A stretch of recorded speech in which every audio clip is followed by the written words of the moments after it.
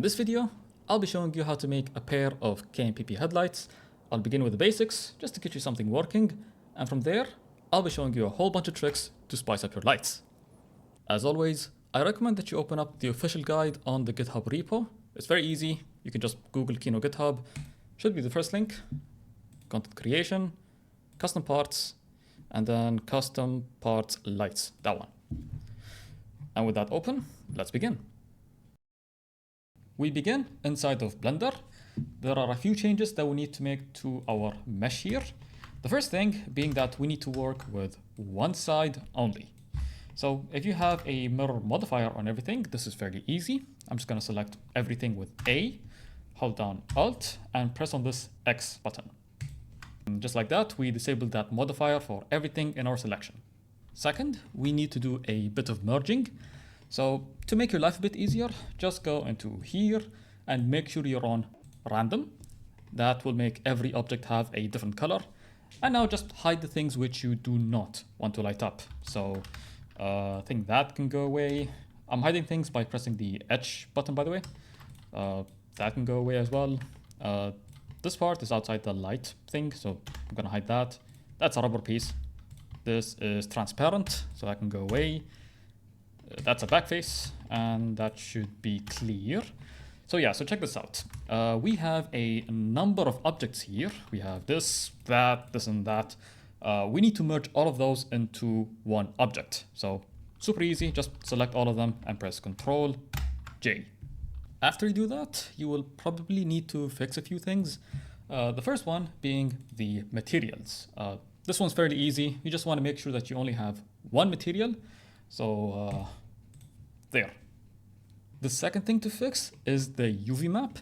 So you want to have some nice big islands, but you also don't want any overlaps. So to check for that, I'm going to deselect everything, go into select all by trade and overlap. And yeah, it just highlighted all the overlapping UVs. Let me fix that real quick.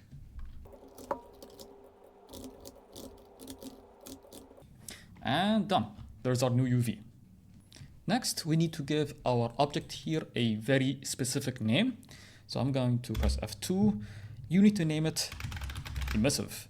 You can also add a suffix, so something like emissive underscore headlight underscore left can work as well. And now for the final step inside of Blender, we need to put this emissive object inside an empty. So fairly easy, you just want to press Shift A, go inside empty and select any one of those, it doesn't matter, single arrow. And let's make it small as well, doesn't matter either. Now, this empty here that we just created, it needs to have a very specific name. If you were to go back to the GitHub page, it's literally the first thing you will see in the guide, like light underscore left, break underscore, all of those.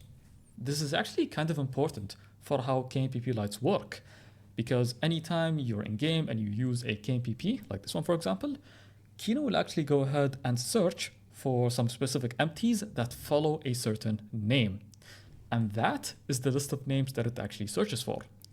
If it does find one, then it can apply some cool features, one of them being the emissive. This is the bread and butter of any good KNPP light. You don't need to be super strict here, by the way. If you happen to have a headlight that has like multiple components, it's fine. You can just go with like light underscore left. In our case, however, it's super straightforward. We just have a headlight. So headlights, that's light underscore left. So we're going to select our empty here, the one that we just created, hit F2 and go light underscore left. There. Keep in mind, however, these empties that we created, they cannot take any suffixes. So leave them exactly how they are in the GitHub page. So light underscore left, light underscore left. Now that we have an empty with the correct name, we need to place this emissive object inside it, just like how it shows you in the GitHub page. You can see you have an empty, and inside it is your emissive object. So just grab your object here, hold down Shift, and drag it on top of your empty, just like that. Side note, and I see a lot of people making this mistake, these empties, the ones that we create, they cannot have multiple emissive objects. That's why I had to merge all of these objects together. But you can have as many of these empties as you want. It's just that each one can only have one emissive object. And now for a quick summary, I'm just going to speed run through this indicator. So Control J to merge it. Gonna make sure I'm only dealing with one material. UV, there's a bit of overlap. So yep, that's good enough. Gonna rename it to emissive underscore F indicator. Sure.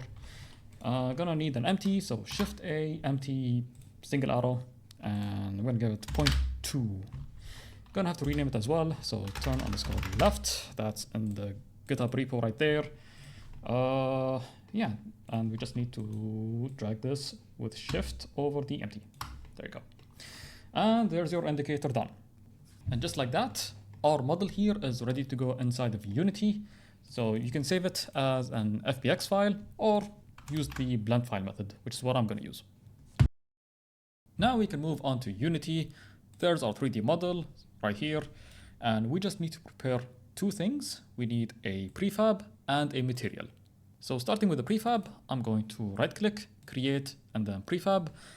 Name it whatever you want to appear in game. So I'm going to call it OEM headlights. Sure. And then I'm going to double click it and drag my model here. Now, if you're familiar with making KNPPs, this is the annoying part where you have to fix the coordinates, the roots. I'm going to use the same method shown in this video. So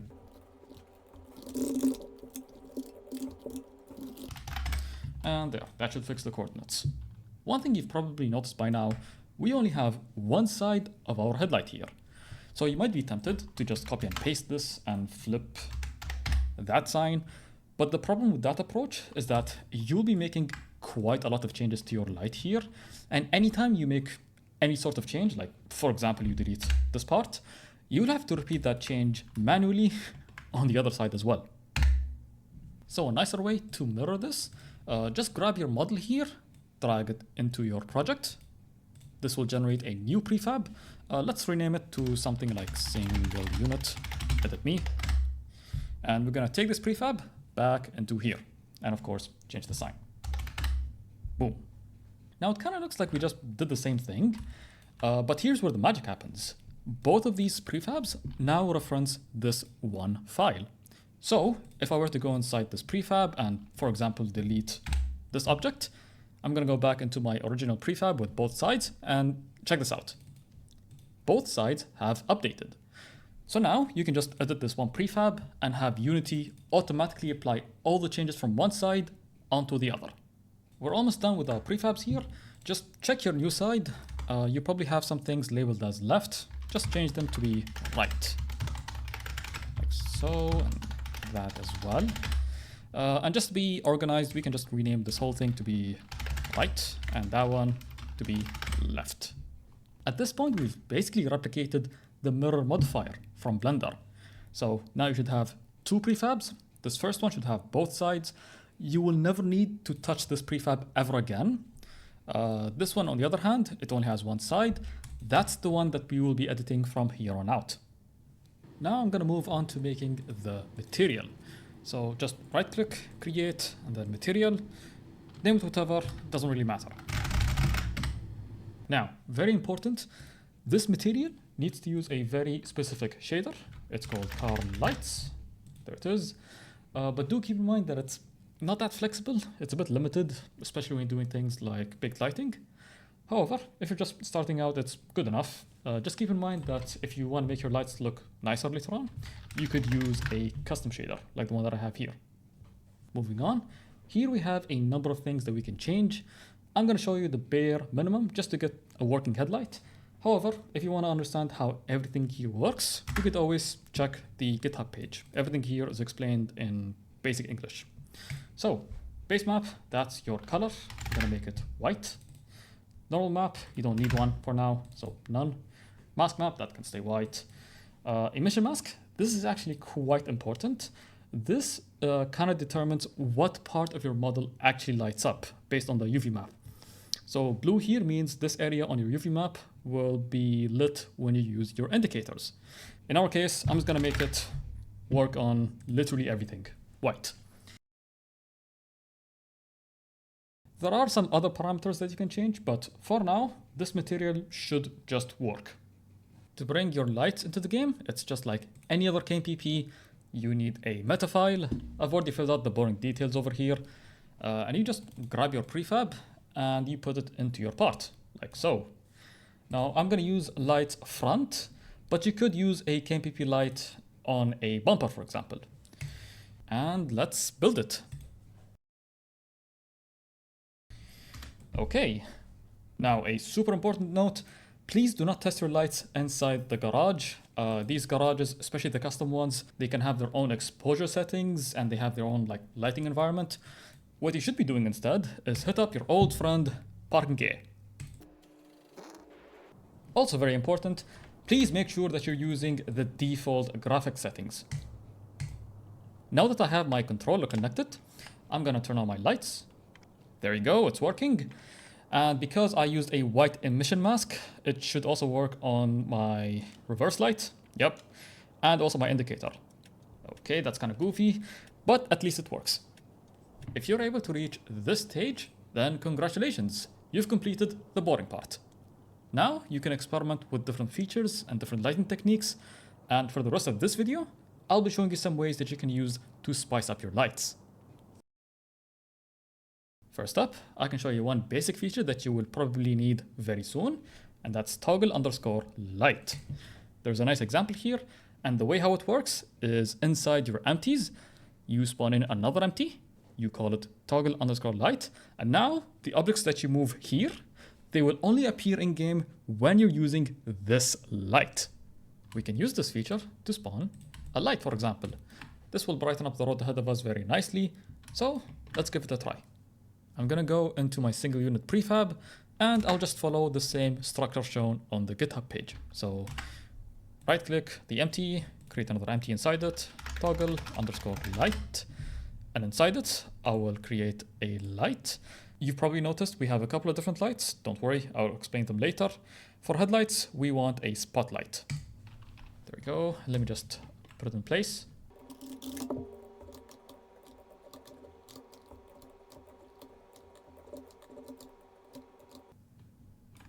And there. Of course, there's a bunch of parameters that you can tweak here. I'm just gonna do one thing, and I'm gonna add a cookie texture. Now, cookie textures are a nice way to spice up your lights. They're essentially the texture of your light when it's shined up against the wall. All you have to do is just drag the texture onto the cookie slot, like so. Whenever you use a cookie texture, you just need to do one extra thing, which is going back into your meta file and click on this check mark, override headlights mask. And yep. Now you might have noticed when I created that spotlight that I had a few other options as well. So I've created here a quick little demo to demonstrate their differences. Over here we have point light. It's the simplest light you can imagine. It's just a point and it throws out light in all directions, kind of like a light bulb. And then over here, you have the spotlight. This one is mostly useful for headlights because you can make it into the shape of a cone and it can light up the road in the shape of a triangle, kind of. Yeah. Last but not least, you have the area light. This one's just a big, soft rectangle and people love it because of how soft the shadows can look. So they all have their own uses. You just need to experiment a little bit. So that was toggle_light. There's also toggle_running, which is basically the same idea, same structure, same everything. It just triggers when you're using your running lights. And lastly, there is illumination light. This one is kind of optional. Some people love it, some people hate it. It just kind of depends on what kind of lights you're making. One thing you should be doing is bake an ambient occlusion map. AO maps just make everything look better, especially with lights, and that's usually because you're dealing with a very closed off space that also happens to have some very bright parts. It's really not that hard. All I did was spawn in this big floor, hide anything that was transparent, give my emissive object a material with an image texture, and I just hit bake. There it is. All I did was copy this texture, went back into Photoshop, pasted it here, and just added an adjustment layer, levels, and just played around with it, like so. Yep, that's good enough. And there's your AO map. big pro tip, you don't actually need to save your files as a PNG. In fact, you can keep them as a PSD file, the Photoshop format, and just use them directly inside of Unity, like so. So what that does is that you can go back into your Photoshop file, go whoop, Control S, and boom, it updates in Unity. If you're interested, there is a video on my YouTube channel here. Even outside of lights, I highly recommend that you learn this one. If you were to look at any pair of headlights, especially on older cars, you will find these super nice, super intricate refractions. Same story for the taillights. You might also find these super deep shades of red as if they were properly tinted. And if you're interested in replicating that, like so, then you might want to look into this video. It's also a good introduction to custom shaders as well. If you have something more modern, maybe it doesn't have any interesting refractions, then one way that you could spice up your lights is with a bit of hazing, like so. I've actually done it on this S15 here. You can see a bit of hazing here as well. And once again, if you're curious, I have a video here explaining the steps that I took to achieve this effect. I've done it for this headlight anyways. Essentially, I'm using toggle_running to spawn in this mesh. You can see it's right there. And this is the material. I'm using unlit with this color, something that's almost transparent, and a bit of emission. Lastly, for the emissive map, I've made this texture in Photoshop. Don't need to be very scientific here. I just freestyled it, just like so. So you can have a bit of fun here.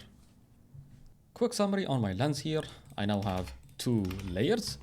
This one used to be the original mesh. It's now my refractions layer. And hovering slightly above it is the hazy headlights thing. So coming up next, I will be making one final layer just to replicate this nice, smooth, glassy finish. We're doing this because our refraction shader here does not have any reflections. You can see it looks kind of flat. So let's go back inside the Blender. I'm going to select the original mesh that came with my car, Shift D to duplicate, right click to cancel any movements, add the modifier, solidify. There you go. Let me just demonstrate what it does. Yeah, so with solidify, you're basically adding some thickness to it. You want to set the offset to +1, set it to only run, and now we can change the thickness. So like that. Now that I have my 3 layers, I'm going to hit Control S, go back into Unity, and because I'm using the blend file method, it just automatically updates here as well. Now, Unity did give it the default white material. Obviously, you want something more transparent, but there's actually 3 different approaches that you can take here. The first and most obvious approach, you're probably familiar with it by now. It's making your own material. Call it whatever, make it transparent here as well, make it extra shiny, and you just drop it onto your lens, like so. You can see there's our nice shine. You can use this approach if you really need to tweak how your lights look. If you're lazy, you're gonna love the second approach. No need to make a fancy glass material. No, just go inside your prefab and just rename your mesh to glass_lights. That's it, no materials. What's gonna happen is when you spawn this KNPP in game, CarX will automatically give this mesh the vanilla glass material. So if you want something that just works, go with this approach, glass_lights. The third and last approach will allow you to apply some decals, but I wouldn't recommend it for beginners. If you know what you're doing, go ahead inside your prefab and call it window_front. But keep in mind, you will need to go back and fix the UV for both sides and make sure that they don't overlap with the car's windows because they will share the same UV space. In my case, I don't think I'll be applying decals to a classic Mini's headlights, so I'm just gonna call it glass_lights. One last thing, because these layers are so close to each other, Unity will sometimes not know which one is in front. But what you can do is go into the second layer, go into the material, and set the sorting priority to -1. Then go into the third layer and set the sorting priority to -2.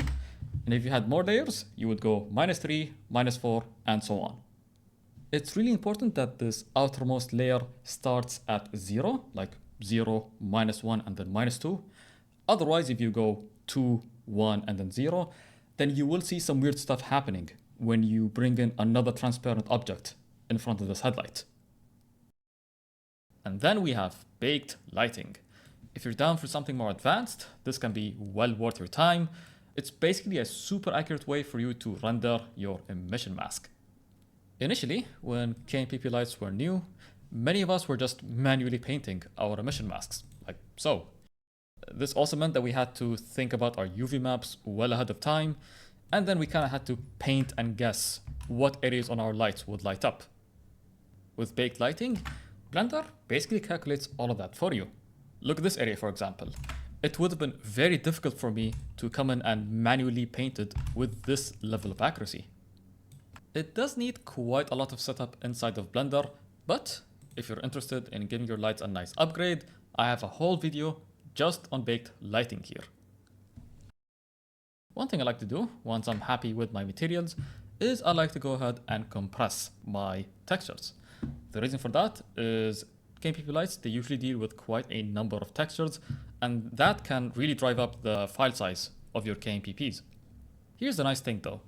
Instead of manually compressing these files yourself, you can actually let Unity do the compression for you. It's really easy. You just select any texture, and on the right here, you'll see two important drop-down menus. You'll have compression and max size. You can drop the max size way down, depending on how efficient your UV map is. In my case, I have a file that is 512 by 512, so I'm gonna drop it down to 128, sure. And as for the compression, you can usually leave this on normal, but when you're really dropping the resolution, you might benefit from using high.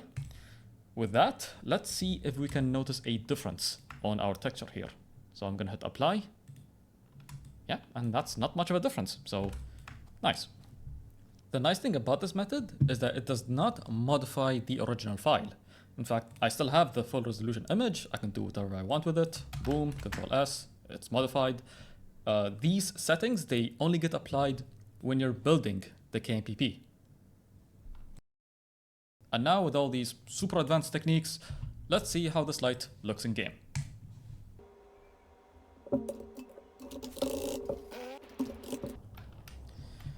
Okay. So, gonna press L. Yep, look at that. And that's about it for KNPP lights. Obviously, you will need to improvise a bit with every light you make, especially when you look at just how much these lights have evolved. There's also plenty of really nice lights from our community, but there was never a one-size-fits-all approach. Some lights just look better with certain techniques. Like, you can still make a nice, good-looking PNG light just by using the right textures. So feel free to just try things out yourself and see what can work out for you. I'm sure there's plenty of things that we haven't even discovered yet. This goes without saying, but if you face any problems or if you have any questions, the first thing you should always do is skim through the GitHub page. There's plenty of examples here, all with some very nice screenshots and even some hidden features that you might like. Have fun. I'm just gonna speed run through this indicator. So